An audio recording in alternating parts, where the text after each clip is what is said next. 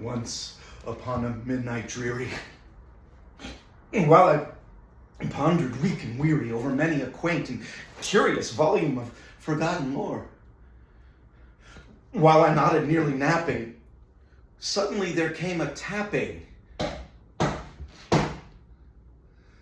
as of someone gently rapping at my chamber door.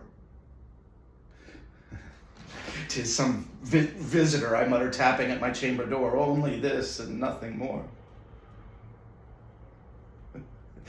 Distinctly, I remember it was in the bleak December, and each separate dying ember wrought its ghost upon the floor.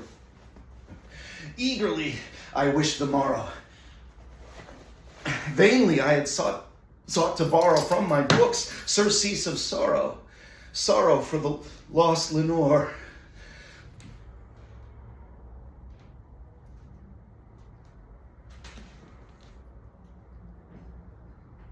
For the rare and radiant maiden whom the angels name Lenore, nameless here forevermore.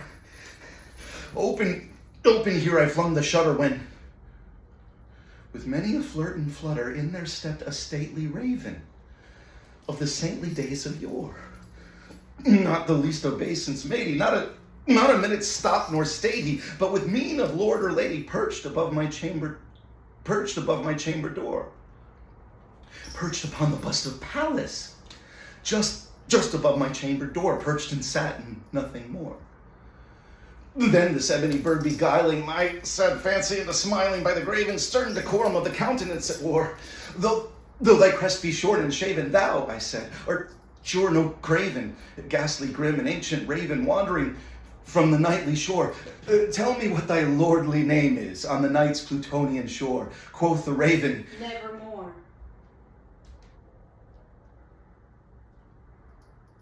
"Prophet," said I, "thing of evil, prophet still, if bird or devil, by that heaven that bends above us, by that God we both adore, tell this soul with sorrow laden, if within the distant Aden it shall clasp a sainted maiden, whom the angels name Lenore. Clasp a rare and radiant maiden, whom the angels name Lenore." Quoth the raven, "Nevermore."